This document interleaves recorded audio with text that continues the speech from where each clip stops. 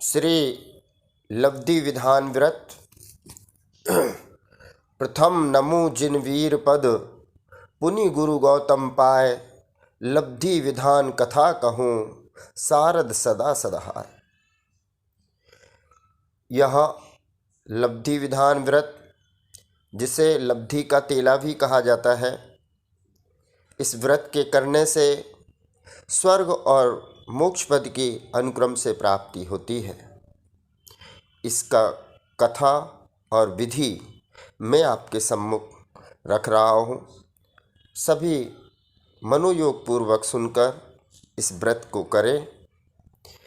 काशी देश में वाराणसी नाम की नगरी का महाप्रतापी विश्वसेन नाम का राजा था। उसकी रानी का नाम विशाल नयना था। एक दिन राजा ने कौतुकपूर्ण हृदय से नाटक का खेल करवाया। नाटक के पात्रों ने राजा को प्रसन्नार्थ अनेक प्रकार के गीत, नृत्य, हाव भाव, विभ्रम आदि पूर्वक अपने नाटक का खेल खेलना प्रारंभ कर दिया। सो राजा रानी और सब नगर के वासी अपने योग्य आसनों पर बैठकर सहर्ष अभिनय देखने लगे। उन नाटक का पात्रों के विविध वेश और हाव भावों से रानी का चित्त चंचल हो उठा और वह चमरी और रंगी नाम की दो अपनी सखियों सहित घर से निकल पड़ी तथा कुसंग में पड़कर अपना शील धर्म रूपी भूषण भी खो बैठी। वह ग्रामों ग्राम भ्रमण करती हुई वैश्या कर्म करने लगी। जीवों के भाव तथा कर्मों की गति विचित्र है। देखो, रानी रनवास के सुख छोड़कर गली गली की कुत्ती हो गई। सत्य है, इन नाटकों से कितने घर नहीं उजड़े। रानी जैसी को यह दशा हुई तो अन्य जनों का कहना ही क्या। राजा भी अपनी प्रियतमा के वियोग जनित दुख को न सह सकने के कारण पुत्र को राज्य देकर वन में चला गया और इष्ट वियोग आर्तक ध्यान से मरकर हाथी हुआ। सो वन में भटकते भटकते एक समय किसी पुण्य संयोग से श्री मुनिराज का दर्शन हो गया और धर्म बोध भी मिला, जिसे वह हाथी सम्यक्त को प्राप्त करके अणुव्रत पालन करने लगा और आयु के अंत में चया पाटलिपुत्र नगर में महीचंद्र नाम का राजा हुआ। यह महीचंद्र राजा एक दिन वन क्रीड़ा को गया था। उसके पुण्योदय से वहाँ उस उद्यान में श्री मुनिराज के दर्शन उसे हुए। तब सविनय साष्टांग नमस्कार करके राजा धर्म श्रवण की इच्छा से वहाँ बैठ गया। इतने में कानी, कुबड़ी और कोड़ी ऐसी तीन कन्याएं अत्यंत दुखित हुई वहाँ आईं। उन्हें देखकर राजा महीचंद्र को मोह उत्पन्न हुआ। तब राजा ने श्री गुरु से अपने मोह उत्पन्न होने का कारण पूछा। तब श्री गुरु ने इनके भवांतर का संबंध कह सुनाया कि हे राजन, तू अब से तीसरे भव में बनारस का राजा विश्वसेन था और रानी तेरी विशाल नयना थी। सो नाटक का अभिनय करते हुए नाटककार पात्रों के हाव भावों से चंचलित होकर तेरी रानी अपनी रंगी और चमरी नाम की दो दासियों सहित निकलकर कुपथगामिनी हो गई।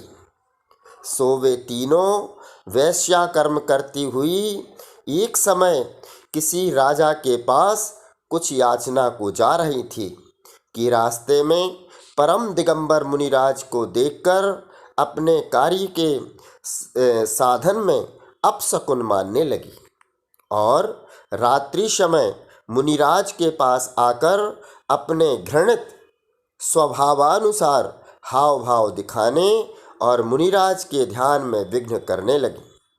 परंतु जैसे कोई धूल फेंककर सूर्य को ध्यान में नहीं कर सकता है, उसी प्रकार से वे कुटिलाएं श्री मुनिराज को किंचित भी ध्यान से न चला सके।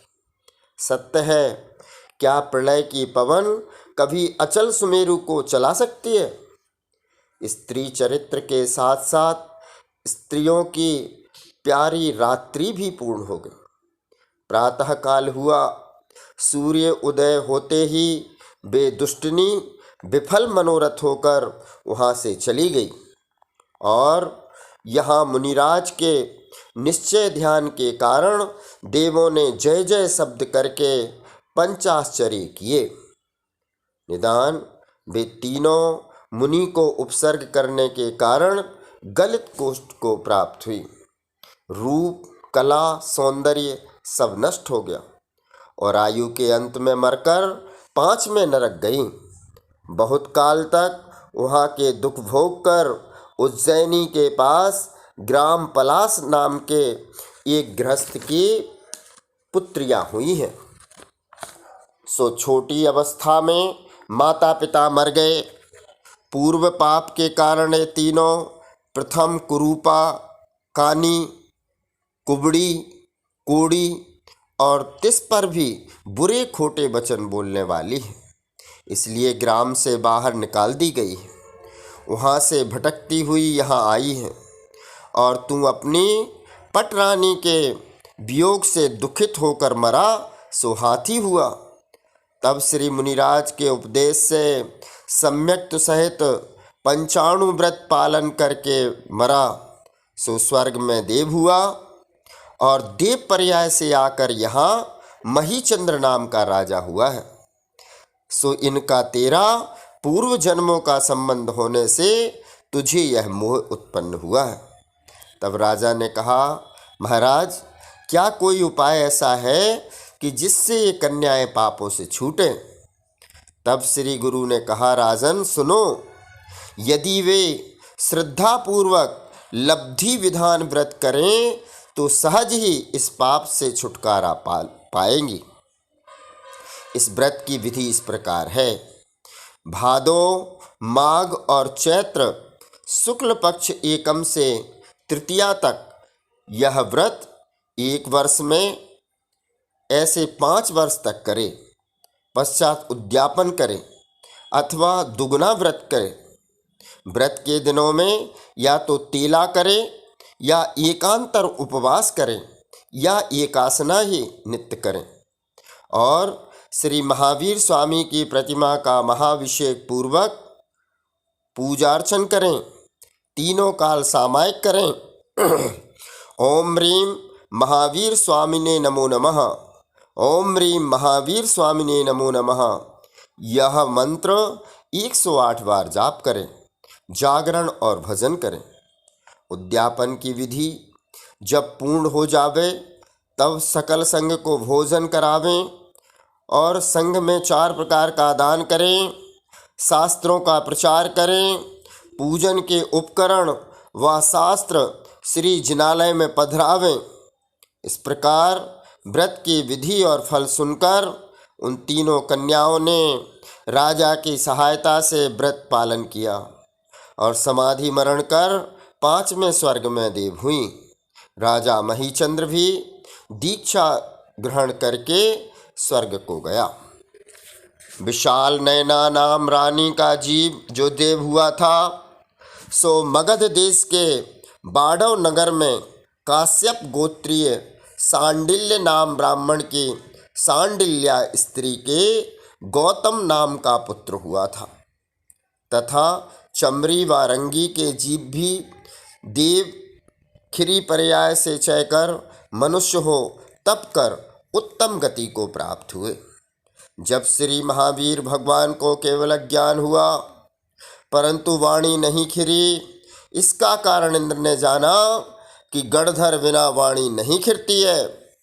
सो इंद्र गौतम ब्राह्मण के पास त्रैकाल्यम द्रव्य षटकम इत्यादि नवीन श्लोक बनाकर साधारण वेश में गया और उसका अर्थ पूछा।